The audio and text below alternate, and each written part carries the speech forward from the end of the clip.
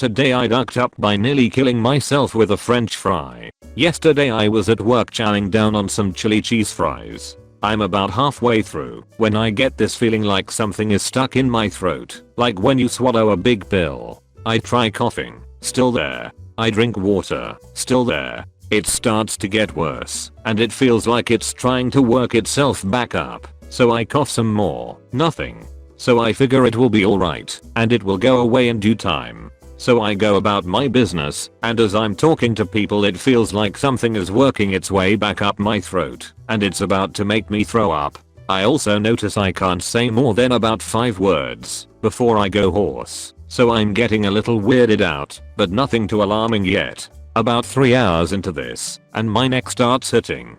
It's a dull pain, but when I touch my neck it's noticeably swollen, and crackles when I push on it like a Rice Krispies treat. Now I'm officially freaking out. I decide I should go to the ER and get checked out. On the way to the hospital, my chest starts hurting. I can barely breathe and my neck and shoulder are killing me, and this ducking thing is still in my throat. I'm really freaking out, probably didn't help, and now I'm convinced I'm having a heart attack. I get to the hospital and the doctor starts examining me. As soon as he touches my neck he pulls back, and his eyes go wide. He starts ordering all kinds of shit. First nitroglycerine, then x-rays, and immediately hooks me up with some super antibiotics, and is calling in a cardiothoracic surgeon. So now I'm like duck, ducky, duck. I'm 27 and having a heart attack from those greasy ass fries. I knew trans fat would kill me, but shit, I didn't think it would end like this. Turns out a french fry had punctured my esophagus, which was causing all the air I was breathing to empty into my chest neck cavity, which was causing the neck chest pain and the crackling in my neck. Subcutaneous emphysema, for any of you doctory types. As if that wasn't bad enough, the doctors are concerned about food particles spilling into this open cavity and causing an infection, which is apparently really bad. So I have to sit around for 3 days with no food, no water, shitty movies, hoping that I don't die. Should be loads of fun. TLDR, trans fat really will kill you. A fry literally stabbed you? Holy crap. I'm gonna start chewing better from now on. My thoughts exactly. I'm going to listen to my mom's advice. Chew at each bite at least 7 times before you swallow. I thought a Dorito going down sideways was the most painful food ever. Today I ducked up by causing a bomb threat at my high school. There's a couple of things you have to know about me for any of this to make sense.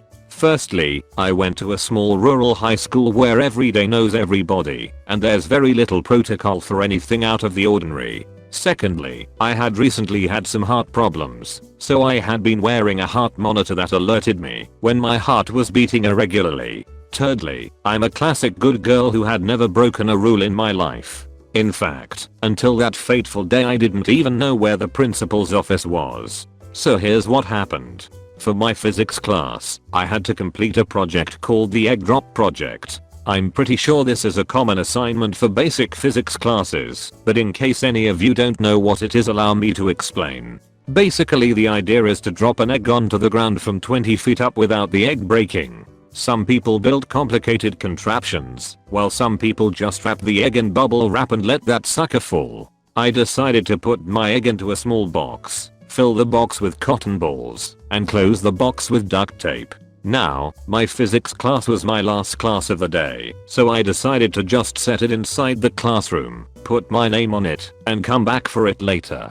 I thought that would be fine, because I left projects in random classrooms all the time and no one ever messed with any of them. However, this time was different. Someone found my project and thought it would be funny to open up the classroom window and set it outside.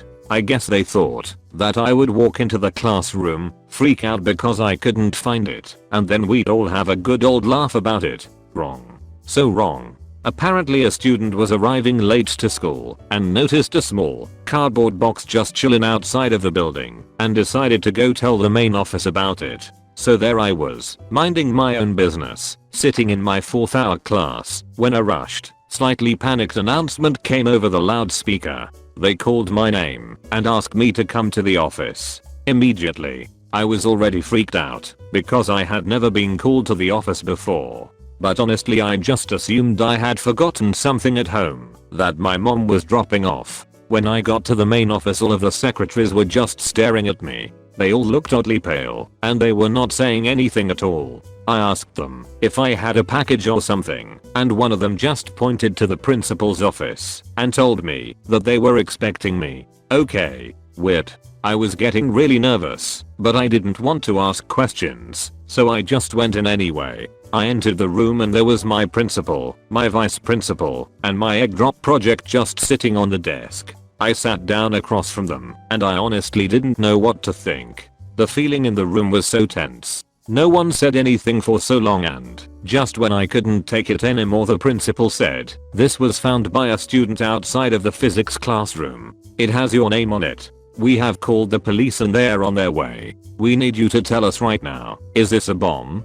Do you have a detonator on your person? And if it is, in fact, a bomb, I need you to tell us how to disarm it." I was shocked. I honestly didn't know if I should laugh or scream. Looking back on it now, it is absolutely ridiculous that a box containing an egg and bag of cotton balls could cause so much drama. But at the time I was scared out of my mind.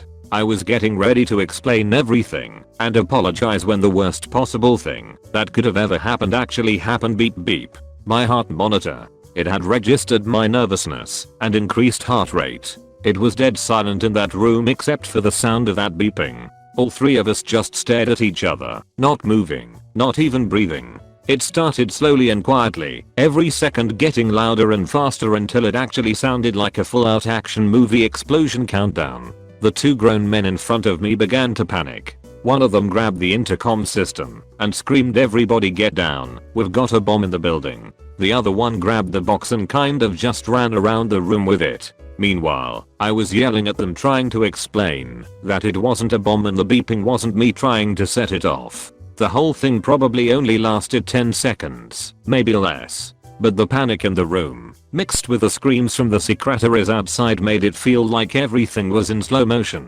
When I got my wits about me, I grabbed my monitor and pulled it off of my body. The beeping stopped, and they finally calmed down enough to hear me say, "It's not a bomb, it's an egg in a cardboard box and I have ducking heart problems." Eventually, I explained everything. We didn't exactly laugh about it, but I got to go home for the rest of the day, so that was cool. Also, everyone at school knew me as the girl who brought a bomb to school, and I made it into the graduation speech. So at least I have that going for me. TLDR, having heart problems is, in fact, not da bomb.